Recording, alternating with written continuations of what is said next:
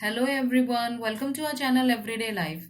आज भारत में भी वीगन डाइट काफी प्रचलित हो गई है। तो आज हम जानेंगे difference between vegetarian and vegan diet. तो चलिए शुरू करते हैं। आज सबसे पहले वेजिटेरियन डाइट या शाकाहारी भोजन। हम भारतीय लोग शाकाहारी भोजन से भली भांति परिचित हैं। इस भारतीय उपमहाद्वीप की सांस्कृतिक धरोहर में शाकाहार रचा बसा हुआ है।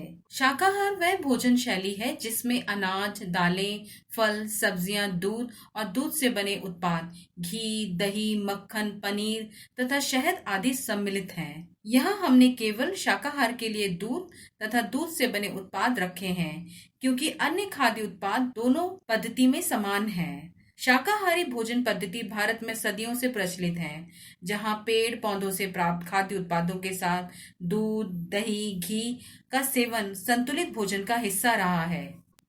आज दूसरा है ये वीगन डाइट, जिसके लिए हमने यहाँ टोफू और अखरोट का दूध लिया हुआ है। वीगन डाइट में अनाज, दालें, फल और सब्जियां शाकाहार की तरह ही हैं, परंतु वीगन डाइट में दूध, घी अर्थात पशुओं से प्राप्त कोई भी खाद्य उत्पाद सम्मिलित नहीं है।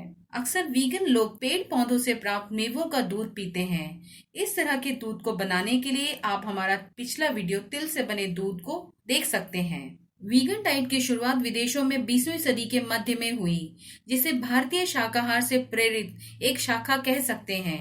शब्द वीगन 1962 में ऑक्सफोर्ड शब्दकोश में शामिल हुआ, जिसका अर्थ था वो शाकाहारी जो मक्खन, अंडे, चीज और दूध का सेवन नहीं करते हैं। विदेशों में वीगन एक सामाजिक स्तर का आंदोलन रहा, जिसमें बहुत से संभ्रांत, सिनेमा तथा खेल जगत के लोगों ने शामिल होकर इसे दिनों दिन प्रसिद्ध बनाया। वीगन भोजन पर सबसे अधिक बल वैज्ञानिक और शोधकर्ता टी कॉलिन कैम्पबेल के 2 दशकों से अधिक गहन शोध के निचोड़ उनकी पुस्तक द चाइना स्टडी से मिला।